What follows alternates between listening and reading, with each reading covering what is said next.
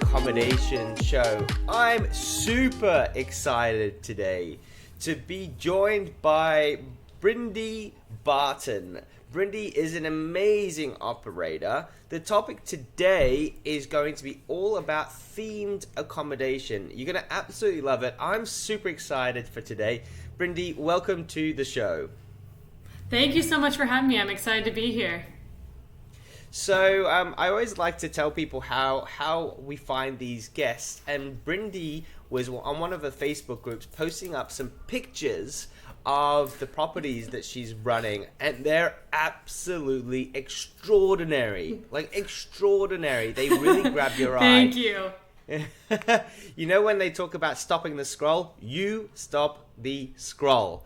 So, Bryndee, before we talk about all the things that you're doing, I would love to know more about you, more about your business and how you've got to where you are today. Yeah, so I started in corporate America, and then I started with a duplex in real estate, just doing it as a side gig. I grew our traditional real estate portfolio over the last 9 years, but over the last 2 years, we got into vacation rentals. So altogether, I've done about 50 real estate transactions. We currently own 16 vacation rentals. Half of those are up and running. Half of them are in construction because we're relatively new and growing our portfolio. We've raised about $7 million in partners as we've been growing our real estate. And so we kind of have this experience doing a full-time vacation rental company specialized on adding value and making really cool, unique experiences. So we have ones that are ultra themed out right by Disney World, where you're like sleeping in spaceships and you have dinosaurs and dragons and smoke machines and like light effects and all kinds of stuff. So it's a really immersive, fun experience for our guests. Yeah, that's awesome. And I love focusing on the experience. I guess that's the whole name of the game, right? And yep. Where you've got this huge opportunity in short-term rentals is that you can do things that are quite unique and have bespoke products. And look, I'm really excited about today's topic and talking about these experiences and what you can actually do, what you can't do, how it all works and that sort of thing. I might let you lead the way a little bit and sort of today and sort of maybe tell us a little bit about, I guess, two things. One is when we're theming a property, why are we doing it? Let's start off with that. Yeah, so for us, the why is, when we get down to it, it's the bottom line. The reason we started with the themes was to be more profitable. One of the reasons we continue doing it is because A, it is more profitable, but B, it's also more fun. It makes us help stand out in our marketing and branding, and it's kind of this cycle that just overall makes our business more successful on an individual property level and also on our brand level. To be honest, it's not that we were have any experience in theming or in like a huge super fan of any sort of like topic like dinosaurs. Instead, it happened naturally because we were looking at different vacation rental markets, and we're very analytical. We come from a real estate background. My business partner also comes from a e-commerce analytics background. So for us, it's all about the numbers. And we saw that in Orlando, the properties that were really killing it were themed out. And we said, hey, we can do that, and we can do it even better. Like, they've just got some stickers on the wall and bedspreads, but we can like build out custom things, and let's stick some fog machines in there. And it kind of just grew from there because naturally we saw what was top performing and how can we do that and make it better. And then it all is centered around the guest. So like the guest experience is what they're willing to pay for. So we need to create that in that most ideal scenario for whatever market we go into. Yeah, right. And so if we're going to talk about numbers, like how like you said, it's more profitable. Do you know what the number is? What is the I know obviously every property varies and all that kind of stuff, but if I'm sitting there listening and I'm like, oh well, how much more can I actually make by theming? What are we talking? Yeah, it totally depends on your market. Like obviously, because the nightly rate is all relative. We find that we can charge about double the average nightly rate by theming out the property. Same size bedrooms, whatever. We warrant about double the amount. So just by putting that in. If the property is doing $100,000 a year, you might be able to get $200,000, or conversely, if it's doing $50,000 a year, you could double that number. Yes, correct. Of course, that also more than it doubles your number up front for the cost to get it up and going, but that double annual number pays off. Woo! Look, and that's from a profitability point of view. I would love you to talk to me a little bit about the experience side of things. So, who are we targeting? Who stays in theme properties? And how does it improve their experience? And what is it like for the guest? Yeah, so we target, usually it's families for Orlando especially, because that's who is traveling there. But it varies by where you go. So we've looked at doing them in Nashville. And in Nashville, you're looking at like bachelor parties, bachelorette parties. If you're looking at, we have also properties in Destin and the Gulf Coast. So like those are beach towns or whatever. So you have to look specific at your market. But for us, we tend to have larger properties that are really conducive to families. So our target market is usually like a middle-aged mom, like a 35-year-old mom who's booking for their kids. Tends to be our general avatar, let's say, because our houses are geared towards that. I mean, it's filled with dinosaurs. So you're looking at like 8-year-old boys. So who's booking the trip for their dream kid's birthday? It's the mom. So that's really who we go towards. And we kind of naturally have realized who we're going, because when we first started with our ultra-themed house that was space-themed, we thought we would attract adults and more adult fans of different franchises and people who are going to Galaxy's Edge and whatnot. But it turns out that the kids are really who go, and that's who parents are more likely to spend money on their kids almost than they are themselves, because they want to create those experiences and memories. So that's kind of where we're at. And we also do a lot of people coming for birthdays. So naturally, we've evolved into that kind of realm too, where it's not just a day rental. They come for the whole week into town for a kid's 6th birthday party, and they go all out. That's amazing. Okay, so what I love to do is to kind of run through. So let's focus on one niche and one target market, which you're kind of talking about now, is those kids' birthdays and that sort of thing. Let's talk about sort of the practicalities of what you need to do, what you need to think about, what it looks like. Then what I like to do for the audience's benefit is talk about different areas and focusing on them, because we did talk about this before, and you said, hey, if you're by the beach, you might not want to be going and starting to do a dinosaur-themed rooms. You might want to do something else. So we will come back to that for everybody. But for now, what I'd love you to talk about is, okay, we've got our property. It's by a huge theme park. We've got large theme parks in Australia, and they're all over the world, right? And then you say, all right, great. I've got the theme park next door. That's going to give me some ideas for concepts and to work with. I'm going to target some families. Now, okay, so we've got that part done. And that part, I think, is the easy part. What do we do next?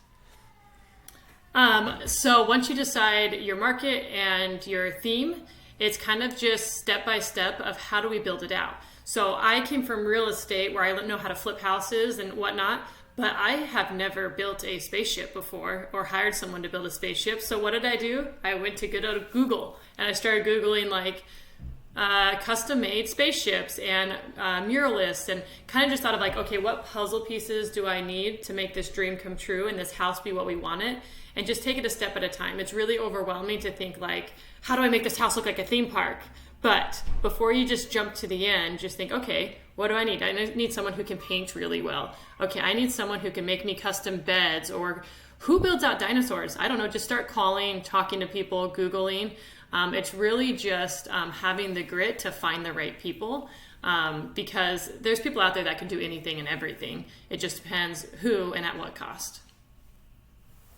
Okay, so you've got all the different elements that you're going to think about, right? So as you said mural artist. You've got to think about your furniture. You have to think about lighting, towels, and accessories and that sort of thing. So there's two things. One is I want you to talk about what happens in the room, if you could, and then also just tell me about what about the adults' room? Does that need to be themed? If the kids' room is themed, how does that part work? Yeah, for us, we are all in. So the entire house is themed out. From the moment you walk in, you know it's themed. Like obviously some rooms have more than others, but it's not just like one theater room that has a cool mural on the wall. Every single bedroom is custom made, whether it's for adults or for children. We do keep that in mind. Like, we try to walk the house as if we were that family that's going to stay here. So I'm like, hey, I need 2 rooms that have bunk beds. What do the kids who are 5 years old want in their room? It'd be really cool to have long necks, because we're doing a dinosaur house. If you've got 5-year-olds sleeping in bunk beds, they might be terrified of a really scary T-Rex coming for them. So we think, okay, what's a nice, like a cute little 5-year-old girl? What does she want in her room? And then we think, okay, now what about the 10-year-old rough kid? Like, he might think it's super cool to have a T-Rex that like surprises you and moves or makes noise or whatever. So we try to get in the minds of our guests and virtually walk the house and think, okay, when I walk in, what do I want?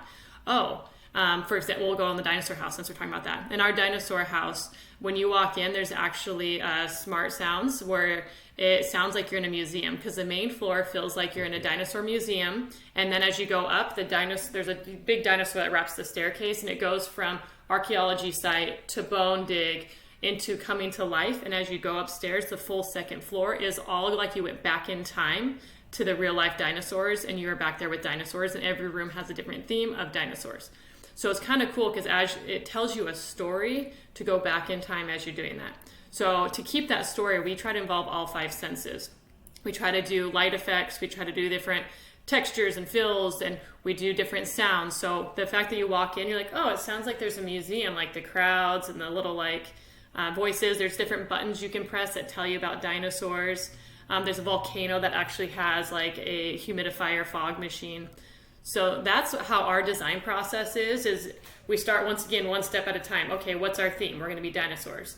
And then the next step is, okay, let's just start with general topics and start researching. Like, I've learned so much about space and dinosaurs and wizards and like all kinds of worlds that I never knew about, just because I try to get in the mind of what our guests want and just take it that one step at a time and visualize what's their dream and how can I make that happen.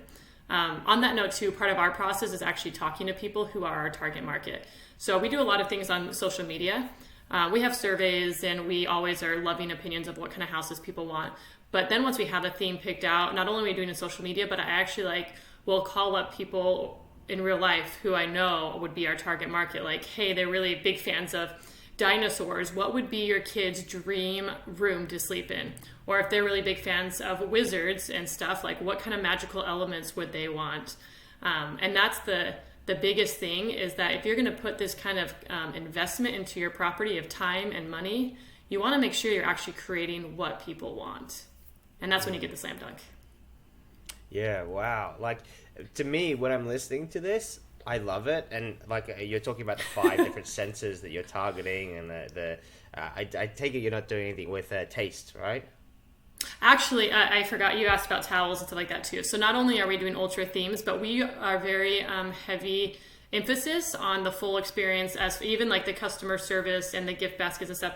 So our taste in the dinosaur house, you get every one of our houses has a custom little welcome basket, and there are lollipops that are in the shape of little dinosaurs that are custom made.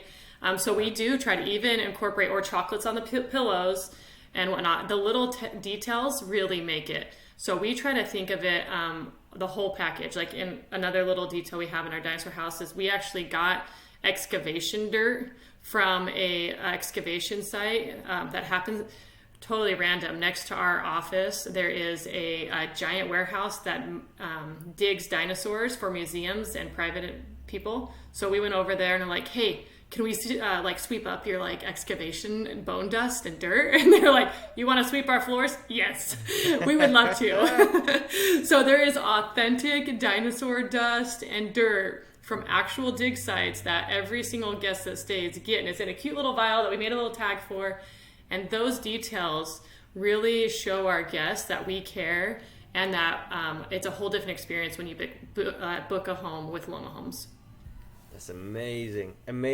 I love it. I'm blown away. Like I was telling you before I started this interview, I was excited because I really didn't know, as much as we researched, I've got no idea as to how you're doing it and what you're doing and all the little parts. So, okay, so obviously setting up the property, you've got to do your research. Someone might give you a call and say, hey, I'm stuck on this particular problem. Can you help me figure this out? Or lean on your network to figure things out, especially if you're new to it. One of the questions that I have for you is, from an operational point of view, how much more time and effort does it require to run these theme properties? Because some of the things you've told me about, they seem quite intensive in terms of your operational expense.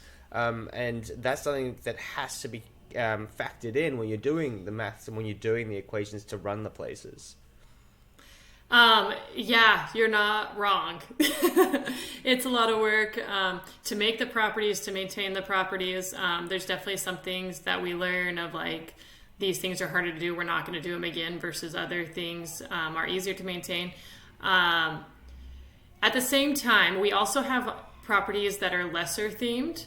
And even the lesser themed ones, we put a lot of work into making sure that, like, the gift baskets are custom and whatnot. So for us, a theme versus non-theme is somewhat similar, aside from having to maintain special effects. If you're going to do a really good job hosting, regardless of what type of house, it's just going to take time. And a really good team to help you do it, like making sure you have good cleaners and good inspectors and good processes and maintenance people, because it's really easy to set up a vacation rental and have it beautiful and pristine, and then before you know it, you didn't visit the property, you just hired a few people, and a year later it's like falling apart. So I feel like across the board, it takes more time than you think, and you need to give it the attention that it deserves if you're going to be running vacation rentals. So make sure you're, like, keeping eyes on the property and have processes and, like, checks and balances in place. For us, with the themes, we have extra layers of stuff, because they have to make sure, like, fog machines are full, and make sure that the humidifiers are full, and that we check every special effect before every single guest, because we want the experience to be the same for everybody who walks through the door. So we actually have a checklist that we have printed and put in the cleaning closets that has the traditional things, like cleaning at XYZ and, like, making sure your pillows are right. And we have photos of how we want things staged. But we also, on our checklist, will have things like fill the dinosaur fog machine, or make sure that the dragon is spitting fire, or whatever it is. So those are just checklists. You don't have fire-spitting dragons. I know that you don't. Just before anyone gets a silly idea, start putting fire in their property. You're right. It's a fog-spitting dragon. It's not fire. It's fog. Excuse me. The fire has gone out already. Okay, cool.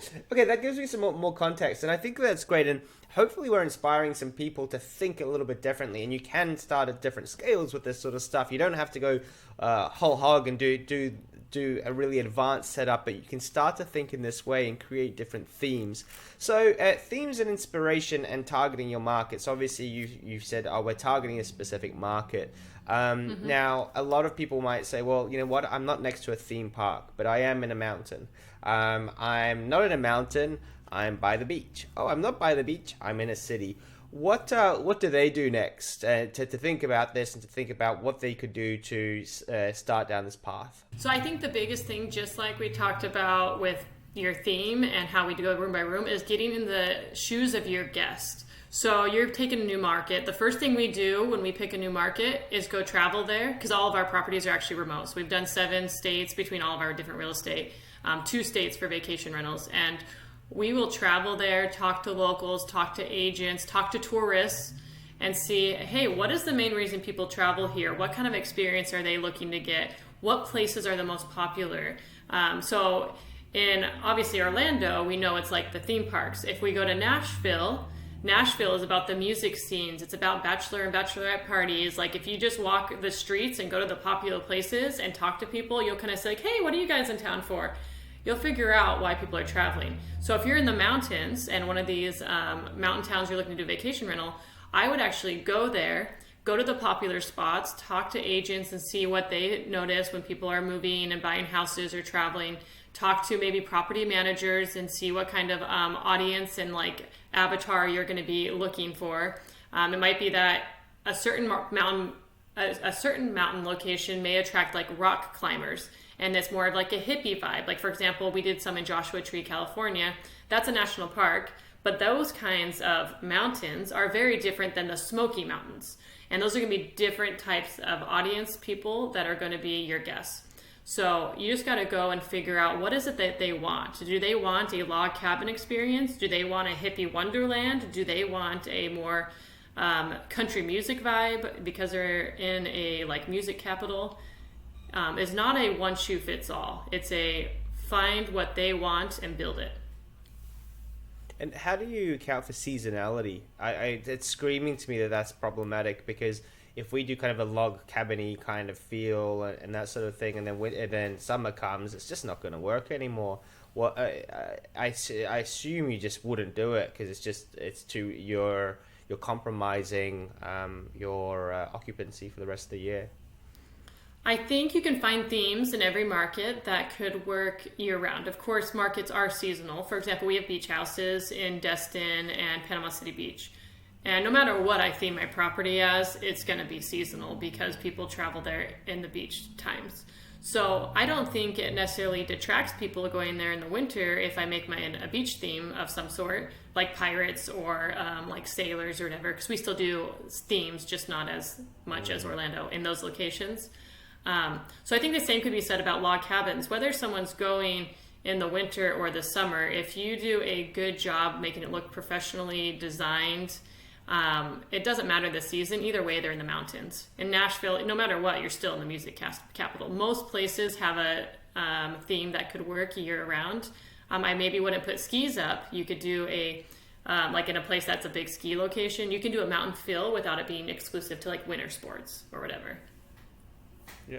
Now, I'm super curious, because obviously this topic lends itself, when you're thinking of themes, then there's a lot of movies that come to mind, in my mind, of things that you could do. So, be it adventure movies, be it there's all of the comic series that are coming out, and like that's huge at the moment. Then you had all the Jurassic Parks and all that kind of stuff. So you've got all these different franchises that have done very, very well, and I'm quite conscious that you can't go and just call your property, Jurassic Park. It's not legal because of the copyright. Now, without going into copyright law, and if anyone's listening, get a lawyer if you do want to play around with these ideas. Yes. But what are the sort of the some rules that you've noticed with this, and things that you that you just can't do in terms of using those themes?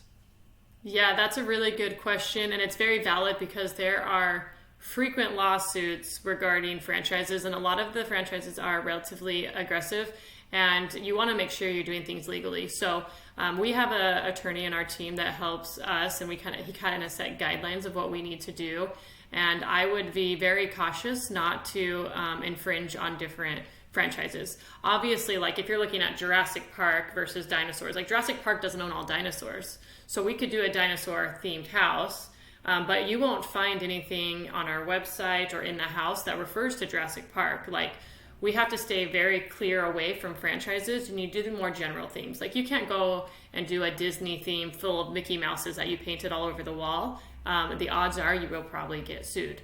So I really want to caution that if you want to do themes, make sure you're doing it generically and that you're not infringing on any of those copyright laws. And there's lots of ways you can still make really cool houses without it being actually taking like licensed things. And one thing to know is like for us, we want all of our houses to make it feel like you're a character going back into time or in this really cool experience.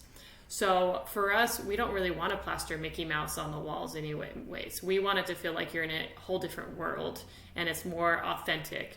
So we have a space-themed one, and you want to feel like you're visiting different planets and that you're actually a character. So we're not trying to imitate characters. We're not trying to like put characters on the walls. We're creating a whole new script where you get to be a character in your own movie and your own experience at our house. So you can kind of go with that same feel of like, okay, I can't copy things, but what new world can I take that's still a popular topic? Space is still really popular. There's multiple franchises that have been successful at space, and you can't copy them, but you can still do space and do things that are generic. So one of the things I think people need to be conscious of is the fact that once you've got the property set up, you then do need to market it. And to market it, you're going to have to put pictures up. And you need those pictures to be, I guess, kosher and legal and that sort of thing, so that no one comes and says, hey, that's our theme, that's our movie, you've just replicated the whole thing. So you have to be super conscious of the fact that to market yourself, you have to talk about what you're doing to everyone. You can't kind of hide it. So you are going to be putting up photos, so you've got to be conscious of that. So obviously, with marketing, you're not going to use any of the franchises' names, right? You're not going to say, "Hey, this is a Back to the Future room." Like it's not going to obviously fly. But from a marketing perspective, and I think people will figure this stuff out. I don't want to go into the do's and don'ts. I think that's a bit boring. But I think that what I'd love to know in terms of marketing in general. So we've now set up a pirate-themed property by the beach, okay? And now we want to go to market with it. What are we doing? Are we just putting it all on Airbnb and there we go? Or are we setting up a direct booking funnel? Or are we, how do we get out there? Are we contacting the press and we're saying, hey, we've got these awesome properties. What do we do next? All of the above. So we really love organic marketing. Personally, we so far haven't done much paid marketing, but we've got a lot of traction and a lot of publicity just by the nature of what we build. So first off is no matter what kind of property you have, is getting out there on the sites. So we list on Airbnb, we list on VRBO, and then we have our own platform. You can go on all the sites you want, and that's great. The more places you are, sometimes it's higher maintenance, but you can use platform managers, which are great too. But you do want to make sure that you do have your own website. If you plan on doing more than one property and building a business, it's great to have your own websites. That way you can get more direct bookings, save your fees, and kind of get your brand out there. In addition to that, we do work with a few different publications and bloggers and YouTubers and influencers because of the fact that our property is unique, or most of our properties are unique. That way, we've kind of built relationships. Initially, they came to us, and then we said, hey, this is awesome. We'll let you know next time a property is released. So then they come in and do a YouTube video like they're travel YouTubers or whatnot. And then naturally, once they get out on YouTube and a couple people start posting, it gets picked up by other publications. So we've been picked up by Forbes magazine and Insider and Daily Mail and quite a few big publications. And that was natural because I don't have a best friend at Forbes, unfortunately. They just saw it on another site, and then it kind of snowballs. And that doesn't happen on every property for us even. But if you can get a few of those going, it really brings a lot of traffic and a lot of bookings to your site, which is awesome. And so on that note, I think this is a good place to finish. And I do want to spend a little bit of time talking about how people can connect with you and that sort of thing, and what else you're doing to help the community and help people out. But just with influencers and that sort of thing, so I get asked this question all the time. Influencers contact property owners and say, oh, can I stay for free? For you, I think it's a little bit different because you've got such a unique theme. So when the influencer's posting your stuff, people will stop the scroll, so to speak. If it's a generic property, it's kind of one of many. Any tips in terms of choosing the right influencers and working with them?